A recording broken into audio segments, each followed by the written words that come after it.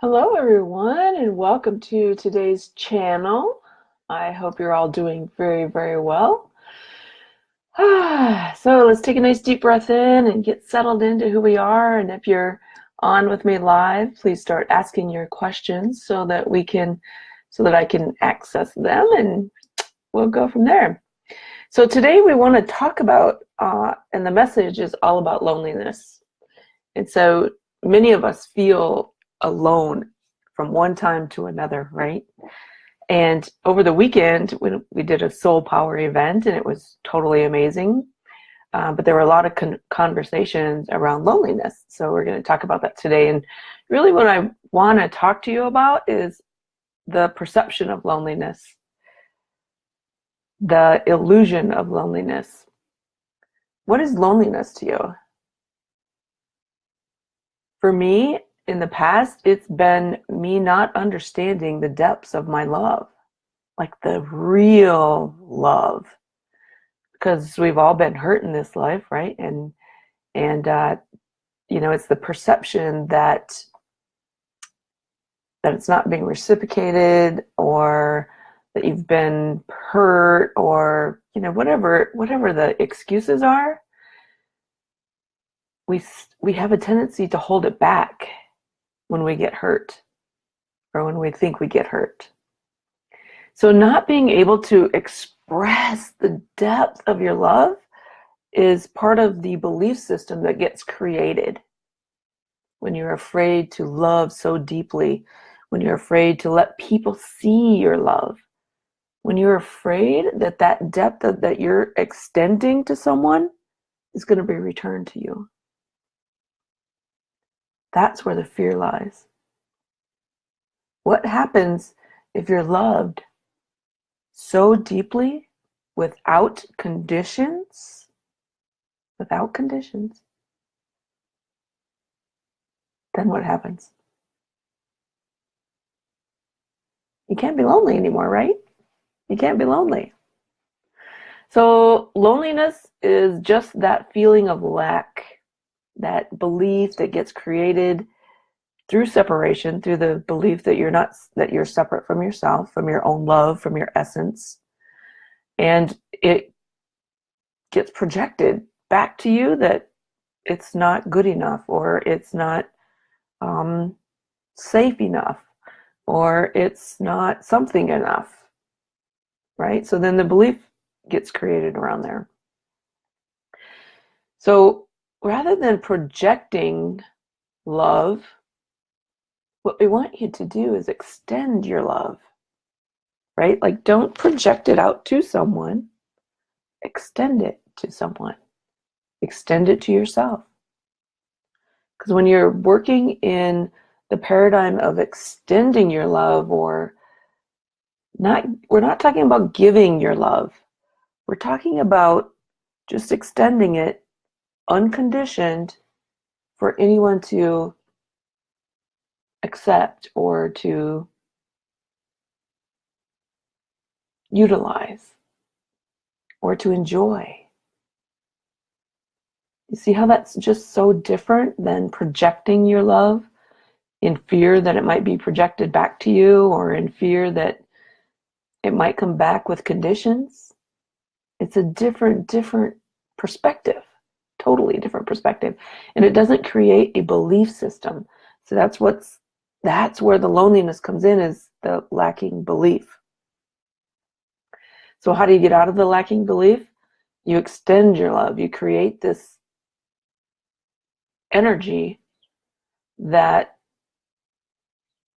is pure, because that's really who you are. It's really what you are, right? It's pure essence of love, without conditions, without duality, without a separation belief behind it. And you allow that pureness of your love to heal, to love on someone else, yourself. It's really a misuse of the power of love when you place conditions on your love for yourself, the environment, humanity, family, friends. So what's your responsibility in your love? What's your responsibility of your love? Have you thought about that? Have you considered that? Right? Like there's no loneliness when you are responsible for your own love. There's no loneliness. So you created the beliefs about the loneliness, and you hold the power to uncreate those beliefs about the loneliness. So make loneliness unbelievable. Like you can't even believe that you have a belief that says that you're lonely. What then? What happens when you have no belief that you can ever be alone or feel lonely? You're part of the wholeness, where there's an abundance of love. Right? Like that's, like, can you feel that? Can you feel the wholeness that has so much pure conscious love? That there's only abundance? Like that's who we are. That's who you are. I want you to be that. I want you to feel that. I want you to extend that to the world. Because in our shift in consciousness, that's the most important thing we could do right now. Is extend that, that magnificence that has no words. Because when you get into that space of pure conscious love, it's totally an experience. You cannot put words to it. You just can't. Because it doesn't do it justice. So, hello everyone. I see lots and lots of people joining me. Thank you for joining. I hope that message today about loneliness and love resonates with you and sort of moves into cell memory, and you embody it and you become it. Because that's what you need to do. Yes, Stephanie, it is about being. But there is the belief, right? There is the belief, because if you believe that you are just this pure essence of love, has zero conditions, then that's when you know there's no belief. When you can love yourself unconditionally without ever remarking about how you look or how you feel or how you think, then you're in the essence of your love without any beliefs. Releasing that ego, that lacking kind of paradigm that says you're separate from that. You're never separate from your love. Never. So, Sandy, yes, extending versus projecting. So, how do you extend without projecting? That's a great question. So, if we project something, if I project my love to you, I'm asking you to send it back, right? Because if you're going to project something out, you're going to get it back. That's because we live in a world of duality, of loops, right? If I'm projecting something out, I'm sending it out to you, it's going to come back. Well, the belief systems get caught around that, and if I'm projecting love out to you, but I say I only love you on Mondays, it's going to come back to me saying Sandy only loves me on Mondays, because that's the mirror kind of effect. Right? That's a projection. If I just extend my love, it's just sitting out there for you to do whatever you need to do with it. I don't have conditions. I don't want it back. I'm just offering it, like holding space. Only I'm holding space with love. So that's the difference between projecting and extending. Just extending my love. I have no conditions. I don't need it back because I have an abundance of it. Right? And when we have an abundance of it, we just want to put it out there to do whatever it needs to do. Because now I'm not trying to control it. I'm not trying to create any belief systems around it. I'm not trying to have any perceptions around it. I'm just offering it out there. Cool.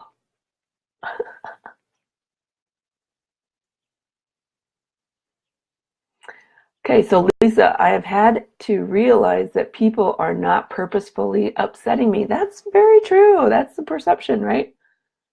People can't upset you. You upset yourself. Great realization. I love that. Yes, Sandy, just be love without conditions. The pureness of it. The kind of love that you can't describe. Hi, Cindy. How are you? Thank you for joining. Hi, Lynette, Cheryl. So, Cheryl, if you extend your love and it's rejected, then you wouldn't even know that because you're not getting it back, right? So if you're extending your love, you're just putting it out there. It's not up to you to know or understand or have any acknowledge that it's being rejected. You're just giving it. I hope that makes sense. Because it's really not for us to care if it's rejected, right? That's being attached to the love. That's a condition. That's being attached to the love that I send out to someone. It's totally up to them if they reject it or use it or whatever they want to do with it, right? I'm just offering because I don't have any recommendations on it. I don't have any conditions on it. Stephanie, I don't think I've ever really accessed that state. The bits and pieces of glimpsings have space around me seems to feel lonely. I feel like I should feel comfortable by that space, but it feels a bit uncomfortable. Well, it feels uncomfortable because we're programmed to believe that it is, right? That's that lacking kind of separation belief system around it. And definitely goes down back into worthiness. If we're worthy of that space of no words kind of energy of love that just heals, that creates bliss, that shows you abundances, right? That's the kind of space, but it is uncomfortable when we first witness it. The first time I witnessed it, I couldn't stay there very long because it was overwhelming for me because I didn't really understand what was happening. And I didn't really know how to react or to react. But I witnessed it. That's what I want you to do, is just at least witness it, right? You don't have to respond to it. You don't have to understand it. You don't have to put some crazy meaning to it, which the ego loves to do. You just want to witness it. You just want to have access to it. Know that it's there. Okay, who else has questions? Hi, Jody. Yes, long time no see. Hey, Jessica. Hi, Sarah. Any other questions for me? Hopefully all the loneliness, love thing kind of makes sense to you. There's nothing greater. Actually, there is nothing greater than when you can get into that space where you get to witness pure consciousness of love that has no words and it has no emotions, and you don't even actually recognize that you're there until afterwards. And then you look back and you're in retrospect, right? And you're like, what was that? But it's so amazing. It's so amazing when you can look back and you can remember and you can, it gets etched in your mind. It's like that kind of feeling, experience that gets etched in your mind, and you just want to be there forever, but you know that you need to change the way you believe the depths of love can be experienced because it's so powerful. It's so powerful, and it's so amazing. It feels so good. All right, my friends, if you don't have any other questions, I will sign off, and we will see you all next week. Have an amazing week, everyone. Take care, and I love you endlessly.